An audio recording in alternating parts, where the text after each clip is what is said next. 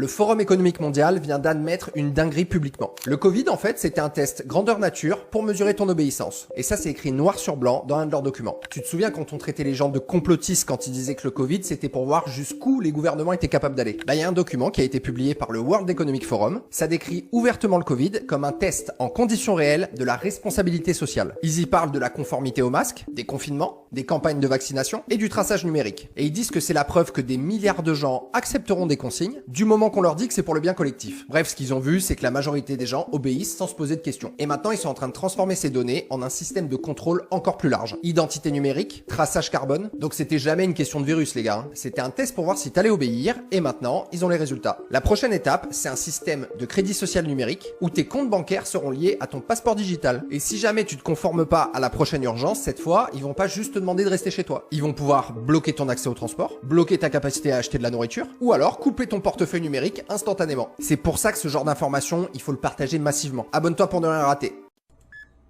Bonjour Stéphane. Bon début de semaine, Mario. Alors qu'on continue dans le camp de M. Trump à répéter que la paix est proche, qu'un accord est imminent, l'Iran continue à frapper des cibles, à causer des dommages à des installations des États-Unis au cours des dernières heures. Dommage important, et c'est tout l'appareil de surveillance des Américains qui a été visé. On l'a vu dès le début des opérations.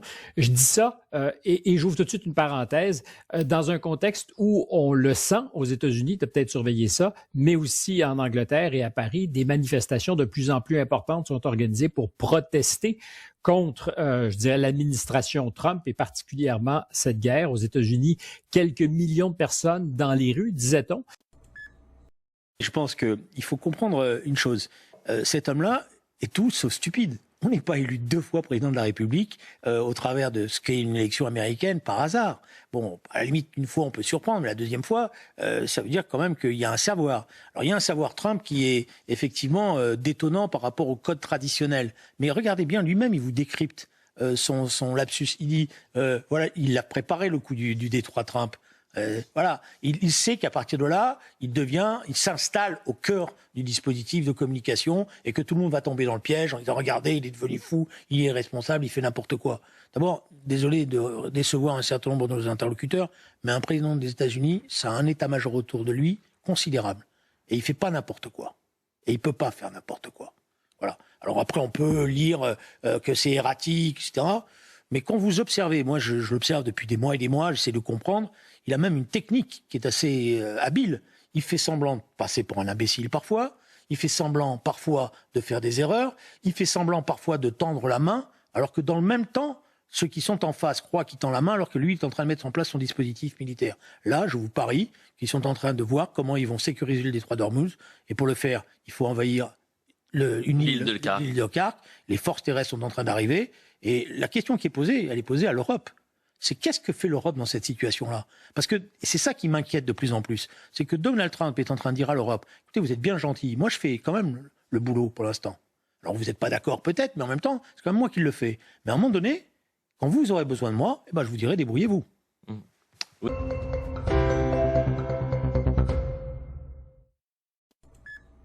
Voilà, qui est cette personne? Une académicienne israélienne. Je ne sais même pas comment elle s'appelle Orit Perloff, universitaire israélienne, pardon. Vous voyez ce qu'elle a dit au micro? Bombarder leurs enfants, pas leurs infrastructures. En clair, tuer les gosses, mais touchez pas aux immeubles, touchez pas aux écoles, ça sert à quoi? Elle a dit les parents, ils méritent de voir leurs enfants mourir. Il nous a fallu 2 ans pour y parvenir à Gaza. Nous ne l'avons pas encore fait au Liban, mais ils méritent. Voilà ce que c'est, les Israéliens. Et ça, c'est pas des gens du Likoud, c'est pas des gens du gouvernement. C'est le peuple israélien. Celui qui aujourd'hui descend dans les abris, là, en ce moment. Et qui pleure, qui chiale. C'est ça, le peuple israélien. À 80%. Voilà ce que c'est, le peuple d'Israël, là, actuellement. Là. Celui qui vit là-bas. Hein, je parle pas des juifs du monde. Je parle d'eux, là. Voilà ce que c'est. Hein, les parents méritent de voir mourir leurs enfants. Qui peut être suffisamment monstrueux pour sortir une phrase pareille? Qui? Vas-y, dis-moi, à part des serviteurs du diable. Qui d'autre est aussi monstrueux sur la planète? Qui? Voilà. Ceci. Eh bien, Scott Ritter, donc, pareil. c'est quand même un ancien inspecteur de l'ONU. Hein. Pareil, il a été interdit de banque. Ils lui ont dit, voilà, nous mettons fin à notre collaboration bancaire avec vous. Donc, il n'a plus de banque non plus. Donc, les mêmes procédés sont utilisés également aux États-Unis. Pourquoi ? Est-ce que vous avez une question ? Pourquoi est-ce que les mêmes procédés de débancarisation sont utilisés aux États-Unis ou en Europe ? La question est très très simple. La réponse est encore plus simple.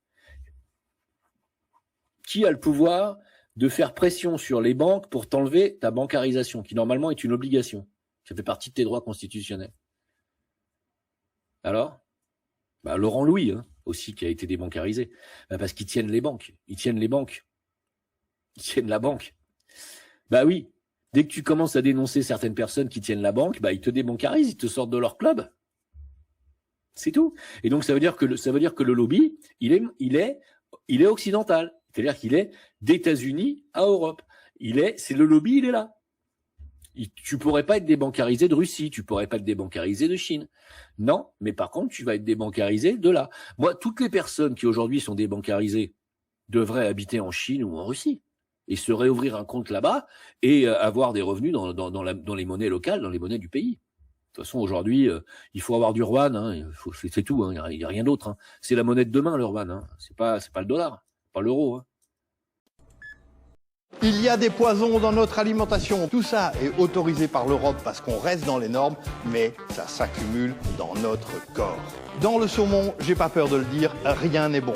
Le saumon, il a notamment ici du diflubenzuron à l'intérieur de lui pour tuer les poux qui se mettent sur le saumon. Le saumon est une plaie pour l'environnement et n'est pas bon pour notre corps. La patate en Belgique, c'est 4% des terres cultivées et c'est 40% des pesticides déversés. Ceci, mandipropamide, c'est un fongicide, mais dans la patate, on trouve aussi du glyphosate et elle va aussi pomper des métaux lourds dans le sol. La charcuterie industrielle contient tellement de produits que notre Conseil supérieur de la santé nous dit d'en consommer maximum 30 grammes par semaine. Et pourquoi ? À cause du E250, le nitrite de sodium, et aussi à cause des nitrates, et aussi à cause des diphosphates, et aussi à cause des conservants.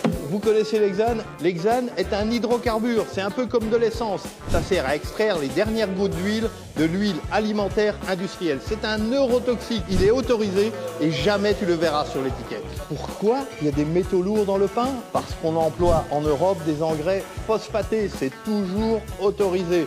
Alors, on va choisir du pain bio quand on prend du pain complet. Parce que les pesticides notamment et les métaux lourds, ils sont quand même un peu plus dans l'écorce du grain.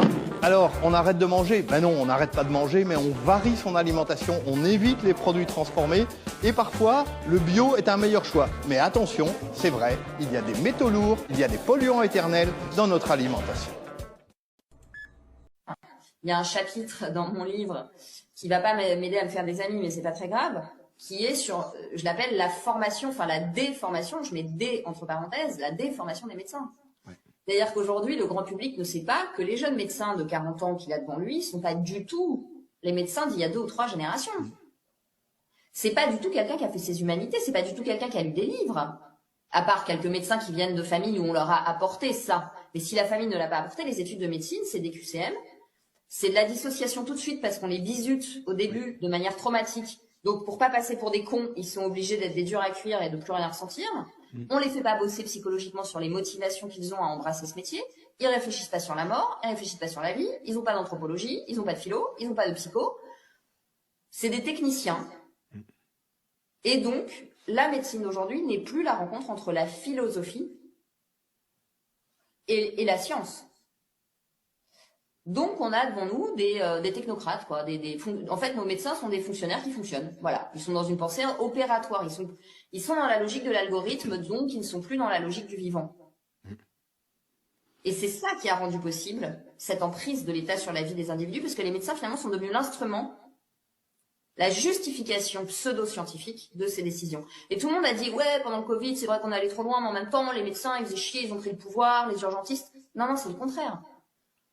Ils ont été instrumentalisés pour valider des mesures qui étaient intrusives avec la sphère intime. Si tu te dis et musulmane et féministe, alors reste là et prépare-toi à vivre une dissonance. Le féminisme, c'est quoi ? C'est l'égalité entre les hommes et les femmes. Enfin, ça, c'est le féminisme de base. Je ne parle pas du féminisme misandre, bien évidemment. Donc, si on part de ce postulat-là, le féminisme, en gros, c'est la volonté de revendiquer les mêmes droits pour les femmes que pour les hommes. L'égalité des droits devant la loi.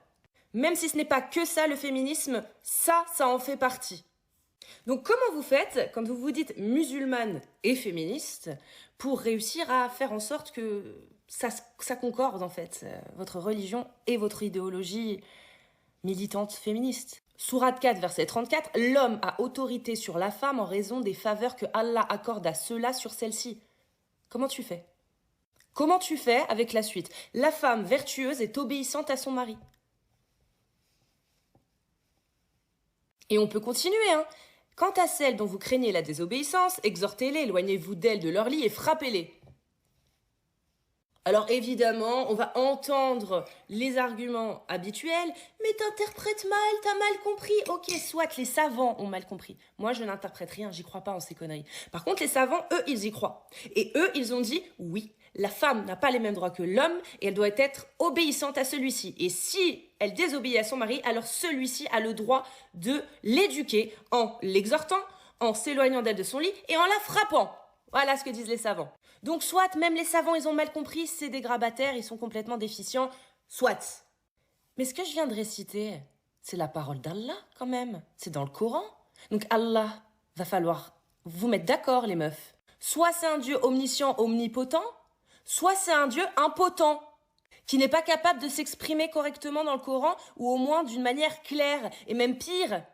Ce serait donc un Dieu qui mettrait volontairement dans son texte des pièges, en sachant pertinemment, par son omniscience, que des hommes interpréteraient mal et mettraient sur la gueule de leurs femmes. En bien évidemment, scandant « C'est Allah qui nous l'a dit, c'est autorisé !» Alors, mesdames, vous pouvez retourner le Coran dans tous les sens que vous voulez. C'est soit, au mieux, un texte misogyne écrit par des humains du 7e siècle, d'accord ? Soit, au pire, votre Dieu est un parfait grabataire, complètement irresponsable, ni omniscient, ni omnipotent, ou alors encore pire, machiavélique. Parce qu'il savait que ce serait mal interprété et que des millions de femmes à travers les siècles se feraient démonter la gueule par leur mari sous couvert de paroles divines. Are you aware that we are sending $40 million a week to the Taliban? Yes, sir. Can you name other instances of foreign aid going to terrorist organizations? We have assisted Al-Shabaab in Somalia. There's been instances of the Khamsi network in Sudan, Hamas, Islamic Jihad, Hezbollah, Kataiba Hezbollah, Hayat Tahrir al-Shams in Syria. Dozens of terror organizations have received indirect assistance from U.S. foreign aid. You know, I'm wondering, with all this talk about the Strait of Hormuz and Targ Island and everything Lindsay's recommending, why are we listening to a traitor who needs to be arrested for funneling money to Hamas and Al-Qaeda through USAID? He's helping to support the enemies of our nation state, and it's time to arrest him. He's a traitor. Moi, je suis un accidenté de travail, puis là, pour mes 65 ans, pour ma pension de vieillesse, je retire 381 pièces par mois. Puis là, la CSST, il me coupe 25% de mes revenus de CSST d'accident de travail. À partir de mes 65 ans, on me coupe 25% par année. Puis là, cette année, on m'a déjà coupé 25%, ce qui fait que je coupe dans tout ce que je mange, puis tout le tralala. À 66 ans, quand ils vont m'avoir coupé un autre 25%, ils vont m'avoir enlevé 50% de mes revenus. Donc, à 66 ans, je ne pourrai plus payer mon loyer. Je ne pourrai plus payer mon logement, qui va être 850 par mois, puis mon cellulaire, ça va être comme genre, oublie ça, puis l'hydro encore pire, puis l'épicerie, ben là, à 66 ans, je vais devenir, l'année prochaine, pour mes 66 ans, je vais être un sans-abri. Pour mes 66 ans, l'année prochaine, au mois de février, je vais dormir dehors. Pourtant, les nouveaux arrivants d'immigration qui arrivent ici, eux autres, ils reçoivent des milliers par mois. Il y en a que le gouvernement donne du cash pour pas qu'ils puissent s'acheter une maison. Ils payent leur logement. Ils les aident à la nourriture. Il y en a un qui a déclaré récemment recevoir 5 000 $ par mois. Il a 3 enfants. Il vient d'arriver ici. Ça fait pas tout à fait 1 an. Puis le gouvernement, il lui donne 5 000 par mois. Moi, j'ai travaillé. Il n'a jamais travaillé ici, là, eux autres, là. Moi, j'ai travaillé pendant 40 ans. J'ai tout le temps payé mes taxes, fait mes rapports d'impôts.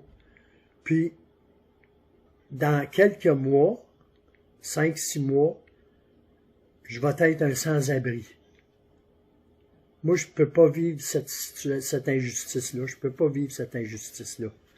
On me coupe tout. Fait que, l'année prochaine,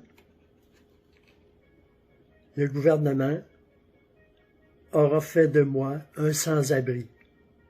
Plus de place à rester, plus d'argent pour manger, plus rien.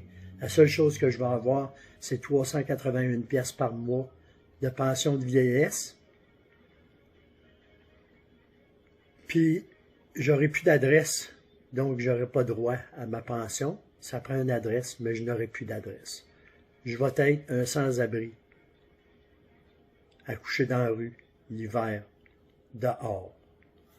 Pendant ce temps-là, le gouvernement fédéral et le gouvernement provincial donnent notre argent aux immigrants qui arrivent à coups de milliers de dollars, des chambres dans des motels pour qu'ils puissent dormir, des budgets pour qu'ils puissent manger à l'hôtel, puis ça finit plus.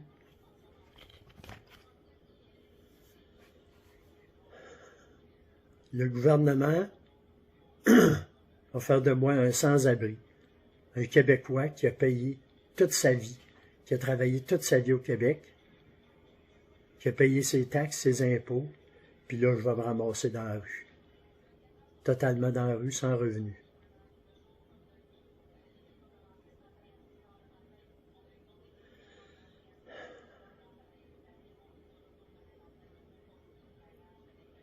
C'est pas normal, ça.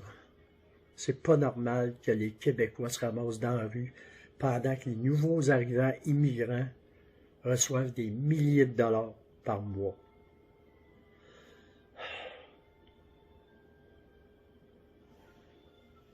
C'est pas normal. Moi, je peux pas vivre de même. Je peux pas vivre cette injustice-là.